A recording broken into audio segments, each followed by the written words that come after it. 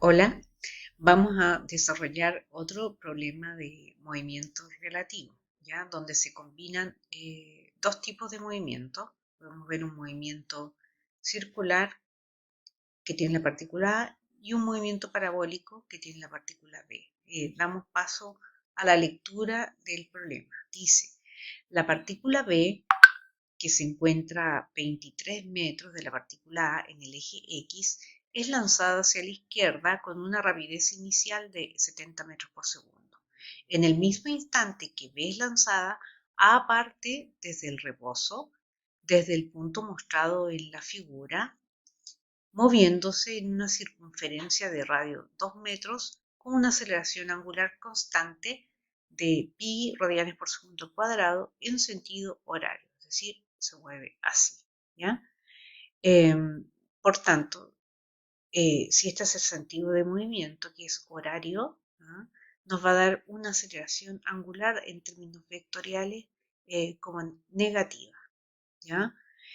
Luego de 3 segundos, la partícula A se desprende del círculo, considerando el origen del sistema, la posición inicial de A, aquí está nuestro origen de coordenada, determinar para un tiempo de 6 segundos de iniciado el movimiento de la partícula B, la posición relativa de B con respecto a A, la velocidad relativa de A con respecto a B y la aceleración relativa de B con respecto a A. Este problema nos dice que tenemos que utilizar como aceleración de gravedad que actúa en el eje Y como 9,8 y un valor de pi utilizar una aproximación de 3,14. ¿Ya? Eh, Nos dice además de que simultáneamente esta partícula parte con un movimiento circular uniformemente acelerado desde el punto A y simultáneamente esta partícula es lanzada con un ángulo de 30 grados desde el punto B. ¿Ya? La distancia existente entre el punto A y el punto B es de 23 metros. Recordemos que 3 segundos de haberse iniciado el movimiento para ambas partículas, la partícula A se desprende y tenemos que determinar para un tiempo de 6 segundos de iniciado el movimiento de la partícula los apartados que anteriormente leímos, ¿ya?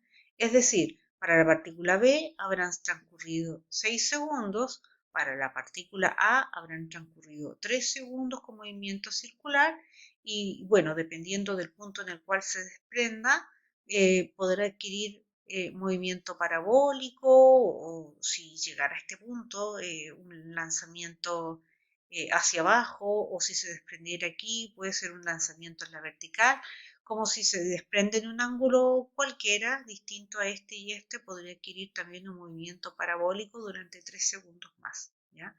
Así que en base a esas condiciones vamos a resolver nuestro problema. Es importante conocer para nuestra partícula, que inicialmente se encuentra en el punto A, en qué punto del círculo, de la circunferencia, se va a desprender, ¿ya?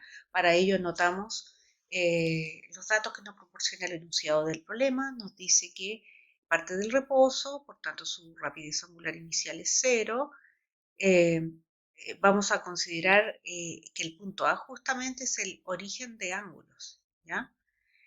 Vamos a tomar el teta 0A como un valor de 0. El radio ya nos da el enunciado del problema que vale 2 metros, también la aceleración angular es dato y queremos saber para un tiempo de 3 segundos justamente qué desplazamiento angular ha recorrido la partícula. ¿Ah? Queremos saber además la velocidad angular que lleva justo en el momento de desprenderse, la podemos calcular como el producto de la aceleración angular por el intervalo de tiempo, multiplicamos y nos da 3 pi radianes por segundo.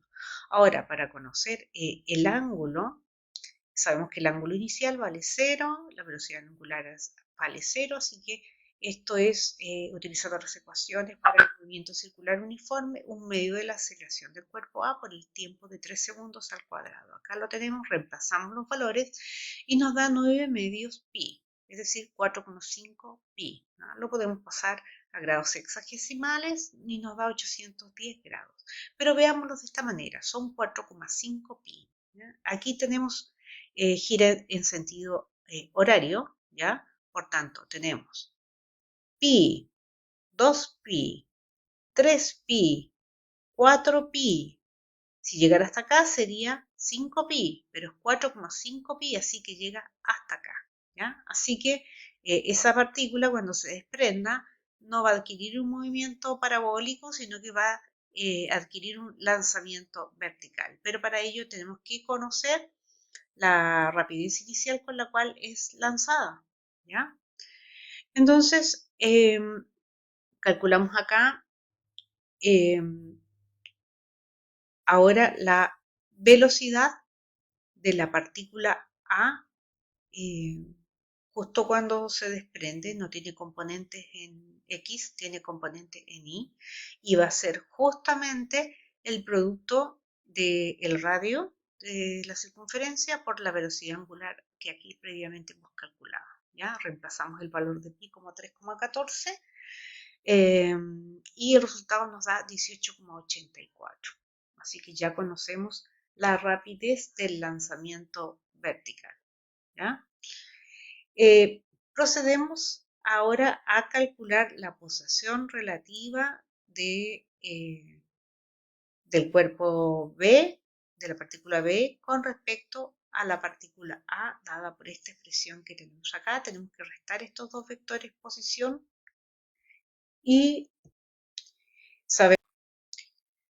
sabemos que la partícula B tiene un movimiento de tipo parabólico y podemos conocer las componentes de la velocidad tanto en el eje X como en el eje Y.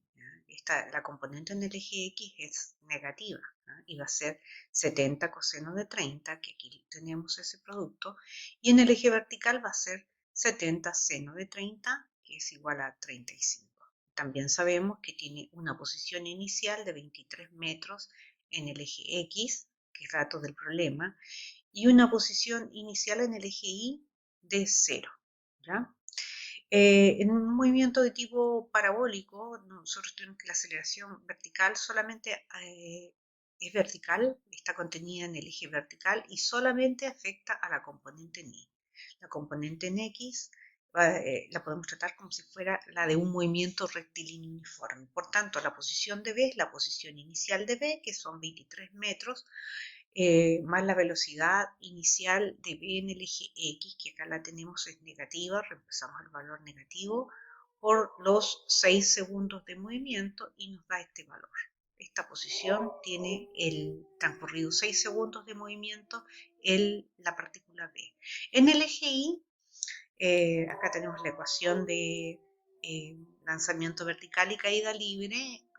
La altura inicial dijimos que era nula, la velocidad inicial en el eje Y es de 35, lo multiplicamos por el tiempo menos la mitad de la aceleración de gravedad por ese tiempo al cuadrado, sustituimos los valores numéricos y el resultado nos da una posición para el eje Y de 33,6 metros. Por tanto, con esta posición en X y la posición en Y, tenemos el vector posición de la partícula B transcurridos 6 segundos de movimiento. ¿Ya? Nuestra partícula A se supone que durante los 3 primeros segundos lleva un movimiento circular uniformemente acelerado y que justo en el punto C se desprende. A partir de aquí, del punto C, tiene un lanzamiento vertical. Lo podemos tratar con las ecuaciones de lanzamiento vertical. ¿Ya? Sabemos que esa velocidad inicial de la partícula A es de 18,84. Sabemos que la altura inicial es igual al radio y tenemos que calcular para los 3 segundos restantes en qué posición se va a encontrar nuestra partícula, nuestra primera partícula. ¿Ya? Para ello, acá anotamos los datos. 3 segundos es nuestro intervalo de tiempo que lleva con lanzamiento vertical. La posición inicial en el eje X es de menos 2 metros. ¿Por qué menos 2 metros? Porque el punto C está a la izquierda de A. En A está el origen de coordenadas.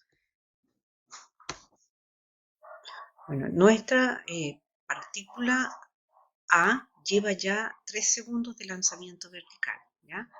Y por tanto la posición inicial en el eje X es igual al radio de esta circunferencia, que es menos 2 metros. La posición en el eje Y es también el radio, pero positivo, 2 metros. La velocidad inicial ya previamente la habíamos calculado, es de más 18,84 positiva, porque va hacia arriba, y la aceleración de gravedad era dato del problema. Sustituimos todos los datos en la ecuación de el lanzamiento vertical y caída libre, y nos da un valor de la posición en el eje Y de 14,42 metros. Por tanto, en el eje X, como es un lanzamiento vertical, se mantiene constante la posición de menos 2, y en el eje Y toma un valor de 14,42 metros. ¿Ya? Eso sería para la posición de la partícula A. Por tanto, ya tenemos la posición de la partícula A, tenemos la posición de la partícula B, así que la posición relativa de la partícula B con respecto a la partícula A es la posición de B menos la posición de A. Todo esto con respecto al origen. Recuerden que la posición de la partícula B es un vector que va desde el origen hasta el punto donde está la partícula B transcurridos 6 segundos, y la partícula A también, un vector que va desde el origen hasta el punto donde que tiene la partícula, también cuando ya han transcurrido 6 segundos de su movimiento. Lo que pasa es que la partícula A ha tenido 3 segundos de movimiento circular uniformemente acelerado y 3 segundos de lanzamiento vertical y caída libre. ¿Ya? Así que restamos estos dos vectores previamente calculados, y este es el vector posición que nos da de la sustracción de los dos vectores. Menos 338,72 y más 19,18J. Obviamente, como es posición, hay que multiplicar por metro. ¿Ya? Y ahora, para el cálculo de las velocidades, la velocidad de la partícula A con respecto a la partícula B, tenemos que conocer tanto la velocidad de la partícula B como la velocidad de la partícula A. Comenzamos calculando la velocidad de la partícula B. ¿Ya? Esa partícula B, como podemos ver, tiene un movimiento parabólico, esta que tenemos acá, un movimiento de tipo parabólico, y tenemos que la velocidad en el eje X permanece constante porque la aceleración de gravedad afecta solamente la componente en Y, por tanto nos da el valor que ya previamente teníamos calculado, y la velocidad en el eje Y se ve afectada por la aceleración de gravedad. Así que es la velocidad inicial en el eje Y menos la gravedad por el tiempo. Reemplazamos los valores numéricos y obtenemos el valor de menos 23,8. Así que las componentes del vector velocidad de la partícula B ya las tenemos conocidas. Nos vamos ahora con la velocidad para nuestra partícula A. ¿Ya? Nuestra partícula A, recordemos que tiene 3 segundos de movimiento, 3 segundos de movimiento de lanzamiento vertical y caída libre, así que a la velocidad inicial con la cual se desprendió, que la teníamos previamente calculada, les restamos la aceleración de gravedad por el tiempo. ¿Ya? Esto nos da un valor de menos 10,56. Obviamente solamente esta partícula se mueve en el eje vertical, por tanto no tiene componente en el eje horizontal. ¿Ya? Así que tenemos la velocidad de B y la velocidad de A. Procedemos a restarlas ambos vectores, restamos la velocidad de A, le quitamos la velocidad de B, restamos por componentes, no se olviden que menos con menos es más, y nos da este vector que tenemos acá, velocidad de la partícula A con respecto a la partícula B. También el problema nos solicitaba también la aceleración de B con respecto a A, pero para ambas partículas eh, tenemos que se ven afectadas por la aceleración de gravedad. ¿Ah? La partícula A